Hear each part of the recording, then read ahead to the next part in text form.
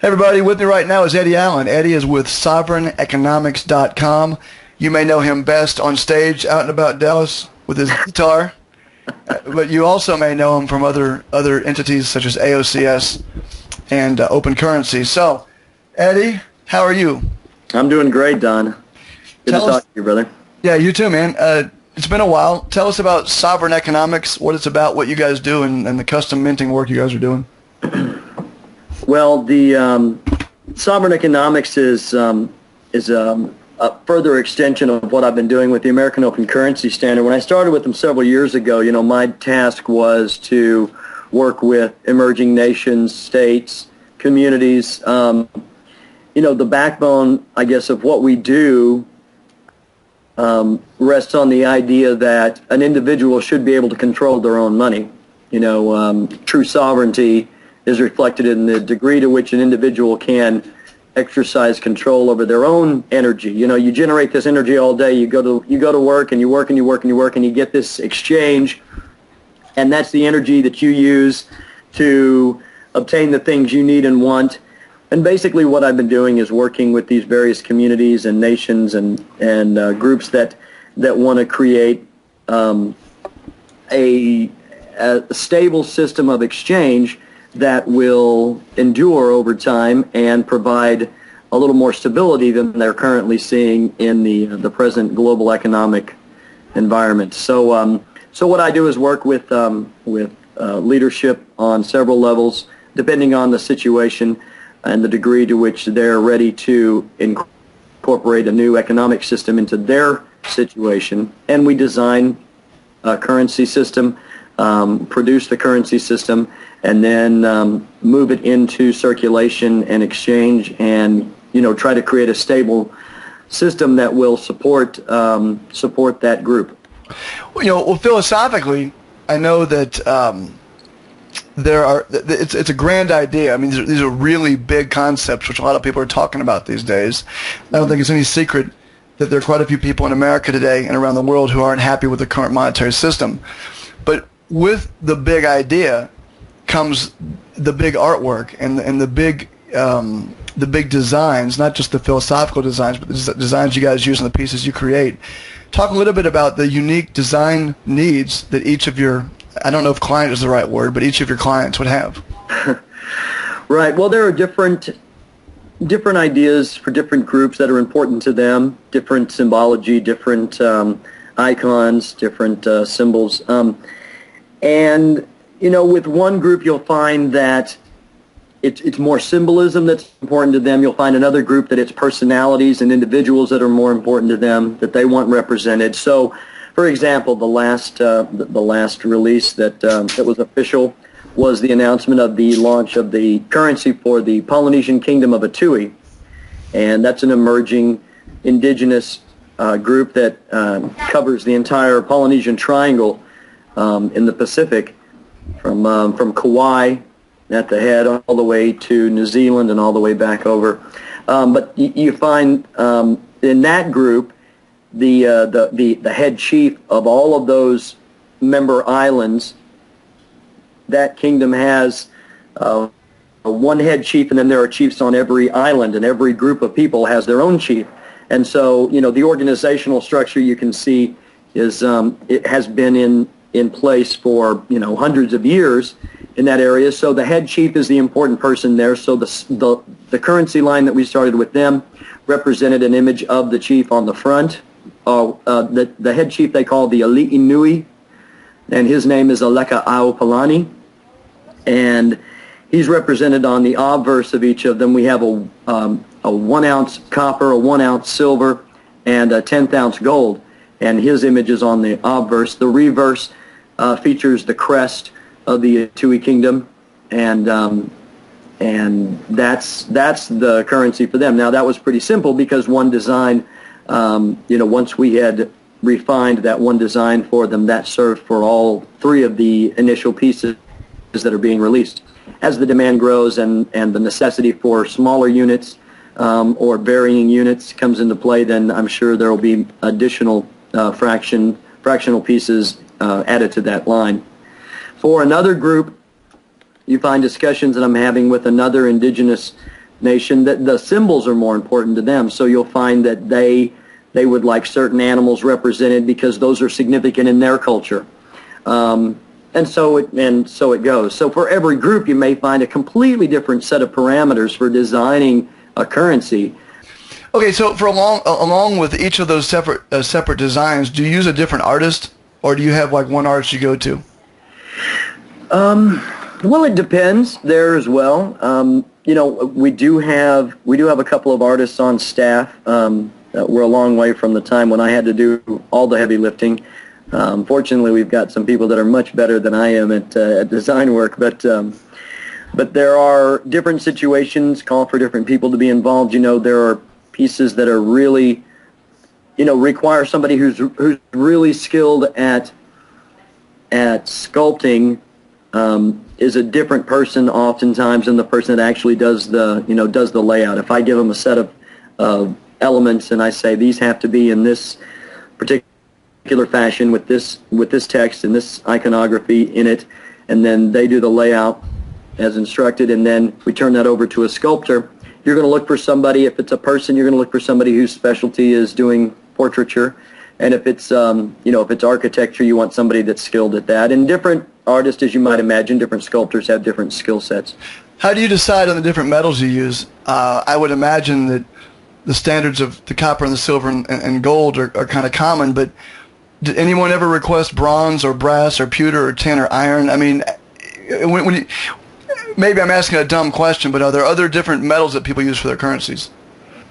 Sure. Well, throughout history there have been, but I think the reason we've settled on the gold, silver, and copper, at least for the time being, is that they're the most frequently or the most easily recognizable and longest used metals in currency. Even the base metal copper, thousands of years ago, or some of the first pieces, not thousands, I should say, maybe, but a long time ago, 500 BC, China started minting copper coins. So it's been in use and it's recognized as a currency metal, and so we stick with those three basic metals, at least for the time being, and I've not had anyone, at least on the currency side of things, request different metals. Now, on the other side, there are pieces who want to individuals who want to mint custom, challenge coins for their military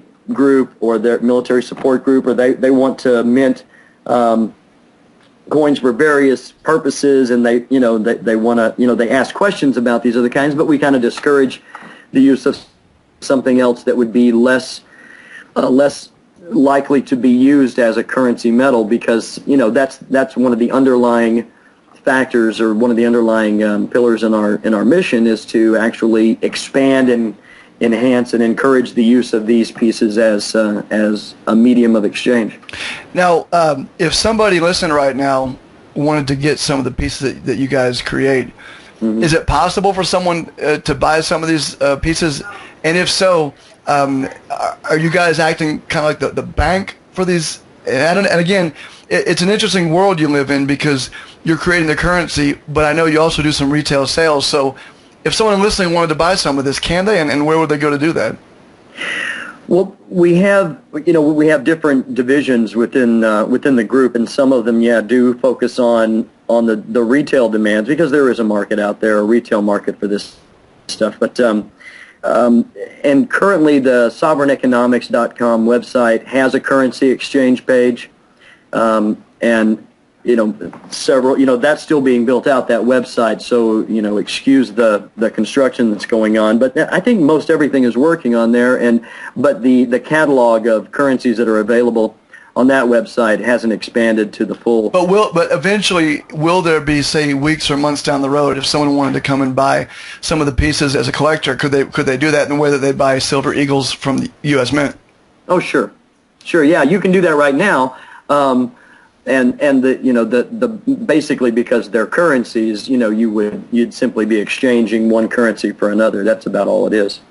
Well, it's interesting, because a lot of the pieces that you guys create, well, not a lot, I mean, the ones I've seen that you guys have done have been very high quality, and so from a collector's standpoint, they're really neat. But then you realize that you're now creating, I mean, not just barter tokens or anything. This is actually for indigenous people to use as their actual money. So you're kind of, I mean, it's just, I know there's a collector's market out there for it, but people should be cognizant that there are people around the world that are going to be using this to exchange for goods and services. That's the point, right? Exactly. Right. Yeah. You have people who ask all the time, well, I want the gold piece from this nation, or I want a silver piece of this nation, and you see instantly that they're not quite thinking of it in terms of that's their currency. If they were going to trade dollars for francs or dollars for yuan, which is probably more likely, if they're going to trade their existing currency, the one that they have in their pocket, for another currency, right? That happens all the time on the open market. The forex is, exactly what that's all about. But you find individuals who it does take a little bit until these become more prevalent. Yeah, you do have a large market, too, for individuals who want to collect them, yes. What do you guys have in the pipeline right now? Do you have any really cool, neat projects coming up that we don't know about that you can't find at sovereigneconomics.com?